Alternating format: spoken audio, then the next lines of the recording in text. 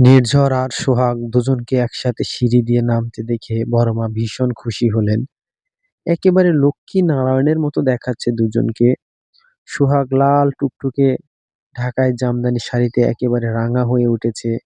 নির্ঝরও কম যায় না, সেও লাল সাদা কম্বিনেশনের ধুতি পাঞ্জাবি পরে রেডি হয়েছে। বড়মা এগিয়ে এসে দুজনের সামনে হেসে দাঁড়িয়ে কাজল টিকা লাগিয়ে উঠে বললেন, তোদের দুটিকে কি সুন্দর লাগছে, একদম যেন কারোর নজর না লাগে। দুজনেই বড় মাকে প্রণাম করলো। নির্ঝর আর চোখে একবার সোহাগের দিকে তাকিয়ে বিড়বিড় করে বলল, সুন্দর কোথায়, আমি তো পাশে কাক দেখতে পাচ্ছি। সোহাগের কানে কথাটা পৌঁছাতে সে বলে উঠল, আমি কাক হলে আপনি শকুন।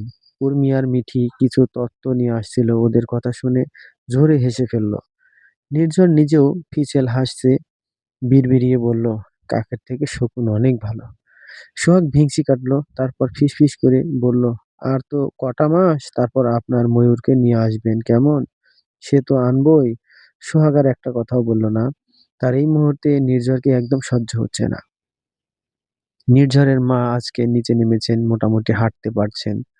বাগান থেকে নিচে নেমে সোহাগ আর নির্ঝরকে একসাথে দেখে বলে উঠলেন, কোথায় যাচ্ছ তোমরা?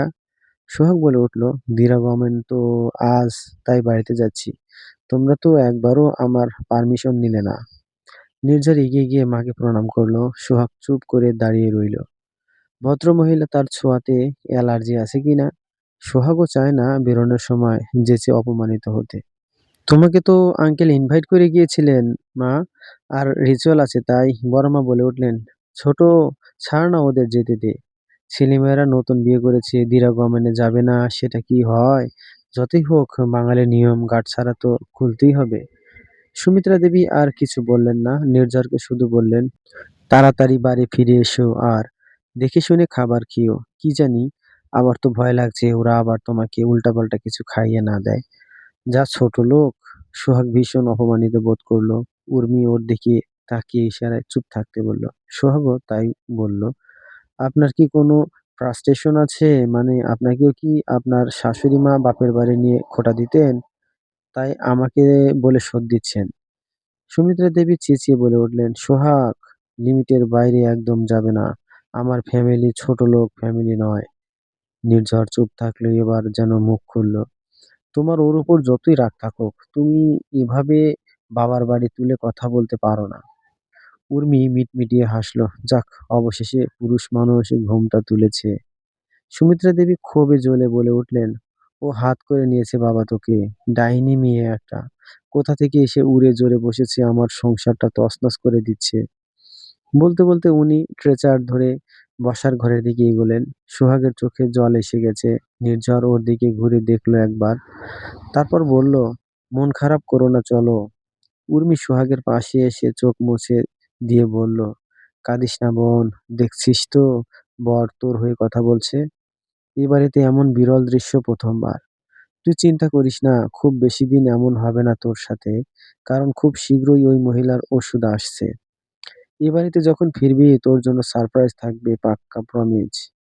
সোহাগ কিছুই বুঝলো না। কি সারপ্রাইজ? যদিও সে তো প্ল্যান করে ফেলেছে এই বাড়িতে সে আর ভুলেও পা রাখবে না। ঠিক কোনো না কোনো বাহানায় থেকে যাবে। অবশেষে দরজার চৌখাট পার করলো সোহাগ। এ বাড়িতে আসার পরেই প্রথম বাড়ির বাইরে পা রাখা। মুক্ত পাখির মতো একবার বুক ভরে নিঃশ্বাস নিল সে। খোলা আকাশ, ওই বাড়ির ভেতর থেকেও দেখা যেত, কিন্তু সবকিছু যেন মনমরা লাগতো।